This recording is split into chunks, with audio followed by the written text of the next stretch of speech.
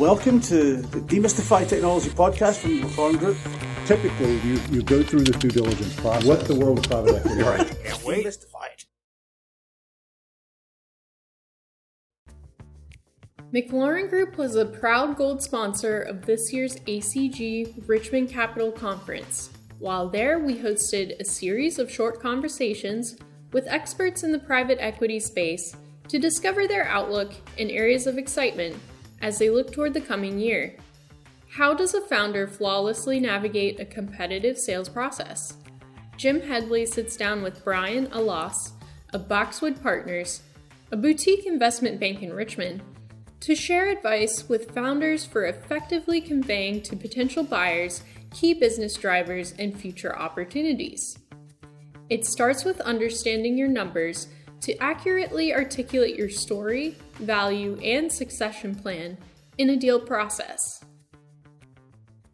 So we're still here in lovely scenic Richmond, Virginia at the beautiful Jefferson Hotel at the ACG conference. Joining me today is Brian Alas. But tell me, you're with Boxwood Partners. Tell me a little bit about Boxwood. We're a boutique investment bank based here in Richmond, 6 deal professionals at this point in time. We typically work with founder-owned businesses, right? So whether it be entrepreneurs or families that have owned a business for 15 or 20 years, kind of industry agnostic, although we've done a lot of the consumer franchising, food and beverage sector. And then we've also done everything from industrial distribution to business services, IT services, healthcare, kind of the full gamut. But what we really specialize in is working with founders and entrepreneurs and kind of bringing in that first institutional capital. Had a lot of success with that over the years. Yeah, that's a unique population, right? Because a founder starts an organization with a vision and passion and does whatever it takes to get that off the ground. And now, for the first time, you've got, just to get through the deal process, I would expect there's a whole lot of hand-holding. And then, and I'd like to get some sense for that, but also day one, once they step into their new reality with a new partner, how do you circumnavigate that? It's an education process, and we do a lot of hand-holding, as you said. I think the biggest thing is that most entrepreneurs and families, when they're owning and operating a business, they never actually run the business for an exit, right? So they're never kind of thinking about, okay, what do I need to do now to position this for an exit in 2 to 3 years? So a lot of the work that we do up front is kind of help them understand both financially kind of what their trends are, to kind of some key performance metrics that most businesses that private equity groups are going to want to invest in and want to know about. So we do a lot of work and consulting work kind of up front before we even bring a deal to market, just helping them better understand, okay, here's what folks are going to be looking for, and here's the ways we can kind of position some things that you have been doing really well and some things maybe you haven't been doing so well, because there's opportunity there. There's more often than not, we'll go through management presentations and have our founders in front of private equity groups, many of which are here at this conference, and it's the most learning that they've done about their own business in the shorter period of time, right? Right. Because this is a whole new perspective, right? And it has to be a different perspective, much more disciplined perspective than they've ever had before. Yeah, I can imagine that's a bit of a rude awakening. Not rude awakening. It's more so that they've never looked at it from that lens. Mm-hmm. And it's stuff that they're doing really well that they probably didn't know they were doing great. There's some stuff that just needs to be fixed. And the good part is a lot of those things are kind of low-hanging fruit. Even just something as simple as understanding what your sales pipeline looks like every month and how that trended over time. Mm-hmm. Understanding what's your conversion percentage of that. How do you calculate gross margin percentage on a manufacturing business? Understanding where those nuances and inefficiencies are. It's really stuff that's, I think, more often than not easier to fix, but you got to know where the problem is. Right. Yeah. And I would expect that there are not necessarily mistakes, but if there's one piece of advice that you would give a founder that's considering taking this step, what would that be? I'll sound like, if any of my current clients are listening, they'll probably laugh at me. But it's really getting your books and financials in order. Most family-held, privately held businesses don't have an audit, right? Don't produce monthly, quarterly board reports or financial statements in the level of complexity and kind of professionalization that most private equity groups would want to see them in. And I think that, to me, is where we spend a lot of our time, is making sure that the accounting's been done correctly and that everything's kind of up to speed. As you're working with founders, what is it that's motivating them to come to you for that first deal? Sure. So a variety of factors. More often than not, they've been approached by a private equity group who's interested in potentially acquiring the business. Secondly, they've seen other businesses in their industry and maybe friends that they've known in the space for 30 years are now being acquired, and they have questions. Hey, what's wrong with me? Right. Or what's not wrong with me, right?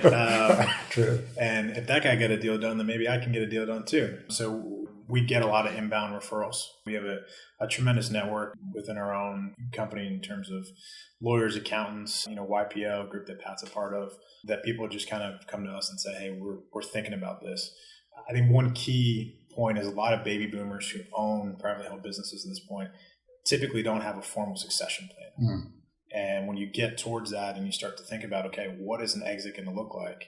Most don't really know what their options are. They think, hey, we can just go ahead and sell to a strategic buyer in my industry. Well, there's a lot of other options out there, from private equity to family offices to, independent sponsors, which is a much more prevalent model now. There's a lot of exit opportunities where more often than not, sellers are not selling 100% of their business.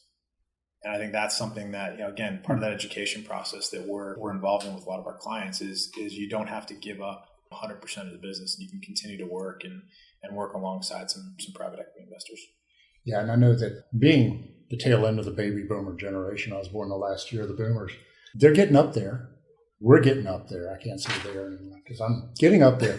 As you mentioned, succession planning, I would expect, especially when you're talking to private equity as a potential landing spot, they're going to expect some continuity and leadership. Does that ever present a challenge for these guys, these founders who are really wanting to talk about their exit strategy, think about that? But for the most part, private equity will expect, unless it's a strategic acquisition that they're going to fold into something else, would expect that there's some continuity and leadership there. Absolutely, right. And I think it's going into a transaction, most private equity groups know that if it's a baby boomer or a family that owns a business, that there is going to be some sort of succession plan. How long that lasts completely depends on the deal. We've seen situations where the founders and entrepreneurs stay with the business for a year. Mm. And we see situations where the founder and entrepreneur is part of the next private equity sale, 3 or 4 years later. So it's not something that I would say is cookie cutter, but there's definitely some sort of, succession plan and continuity within the business. So what are the types of metrics that you're looking at when somebody approaches you to help with a potential sale? Sure. I think just getting to understand the business model, right? Mm-hmm. Is it B2B, B2C? What industry is it in? How have the financial statements or revenue and margin profile trended over time? Really digging down deep and understanding how does this business work? What are the intricacies of it? What makes it unique? Is it contract-based? Is it services-based? More so than anything, what's your competitive advantage? Mm-hmm. What's your differentiation that makes you, Jack different than Johnny? So just understanding that is really kind of where we spend a lot of our time at the outset, and we can get a pretty good grasp of that pretty quickly. Yeah, so I would expect the underlying current there is you guys have to go in and understand, here's what the market is, here's what your competitors are doing. Do you find that the founders really have a good sense for that? I would expect the majority of them would, but that's a big assumption. It's a big assumption. I would say it varies. Sometimes we have very sophisticated sellers who truly understand their business in and out and understand what the value proposition is to not only private equity, but their end customer, mm-hmm. right? And truly know how to tell that story. There's others that have been doing it so long that they kind of forgot intuitively. It's embedded in their mind as to what they do so well that it's just not intuitive to them to explain it in a different light to someone new. Right. I think it'll vary, client to client. It's almost like you have to speak a lot of different languages in that process in order to facilitate these deals. I can definitely speak a lot of different languages. When you think back over some of the more challenging transactions and the challenging sale, what are the things that made them the most? What are typically the things that make them the most difficult? For those who watch Shark Tank, right, it's know your numbers. More often than not, sellers have a sense for what they are. They can explain to you what the numbers are, but they can't tell you what they say. And I think that to me sometimes can be difficult. I think in addition, right, a deal process is cumbersome. There's a lot of things that go into it. And some of the hard-pressed ones are when, you have a founder-run organization or business, they're just lean. And you have to rely on some key people throughout that process. And it can be very tiring and exhausting for, the CFO or lack thereof, or even just the chief operating officer or someone who knows, as we joke, kind of where all the old file cabinets are, right? To get the information that they need to get in order to satisfy a diligence request.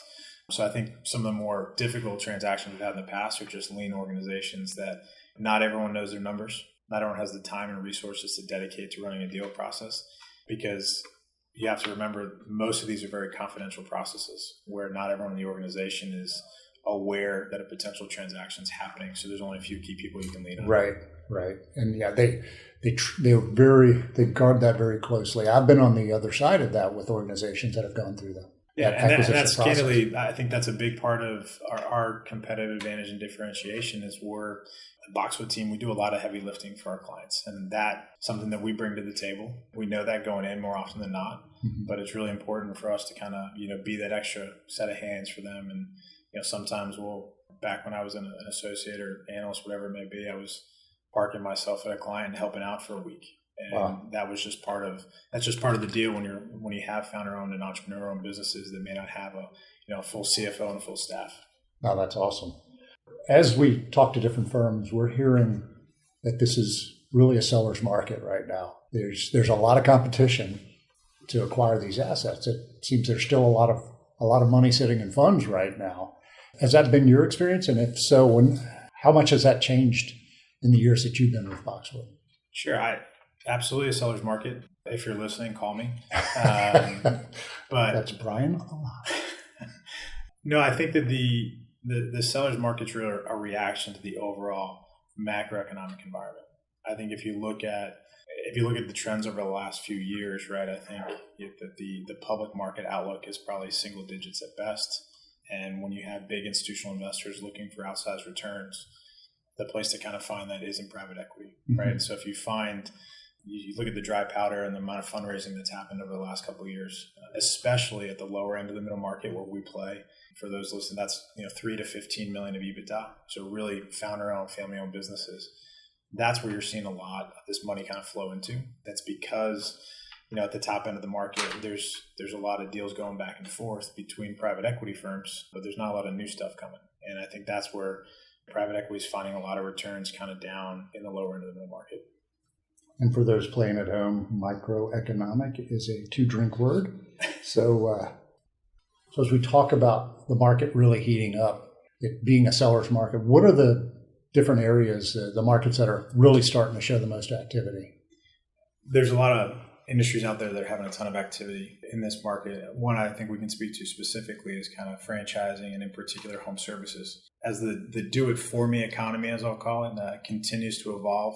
If you think about the millennial generation in particular, more often than not, husbands and wives are both in the workforce. And that leaves a limited amount of time to be doing things around the house. So the home services businesses we work with, like Advantage Clean and Shelf Genie, are really at a competitive advantage in the marketplace because there's not a whole lot of time for the millennial generation to be doing a lot of stuff around the house. In addition, if you think about kind of the education gap there too, there's not a whole lot of trades in our generation. Right. So, businesses like that are being very well received in the market because they're doing the work and filling a need there. The digitalization of marketing, the marketing services that support businesses like that is going to be the big differentiation. So businesses like that, and I'll give you a good example. It's if your parents used to look in the yellow pages to call someone to do it, those are probably the businesses that are going to do well in today's economy because they're probably not marketing themselves well enough just yet and finding those leads to kind of come and do some of those services work. So businesses like that, I would say, are definitely an advantage. And then anything else like food and beverage that may be considered recession resistant. So something where if the macroeconomic environment changes, we're still going to eat. Right. We're still going to have utilities. We're still going to be using our phones. Where we eat, where we do all those things might change. But I think anything that touches those industries that are a core part of kind of everyday life for the U.S. consumer continue to see a lot of strength. Excellent. Well, this has been most enlightening. I really appreciate you coming by today, Brian. I hope you enjoy your time here at the Jefferson at ACG. Well, really appreciate you having me on, and thanks again for the opportunity to speak. My pleasure. Thanks a lot.